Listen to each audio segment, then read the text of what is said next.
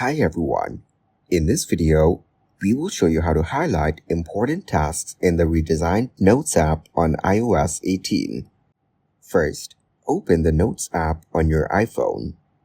Now, open any task or note that you want to highlight. Next, hold your finger on the word or paragraph that you want to highlight. This action will allow you to select the text. Then, tap on the pencil icon that appears in the context menu. As you can see, your text is now highlighted, making it stand out. You can repeat this process for another line or word by following the same steps. Just hold, select, and then tap the pencil icon again. If you want to change the color of the highlighted text, tap on the highlighted section. Then tap on the color circle to select another color that you prefer. After you've made your selections, tap on Done to save your changes.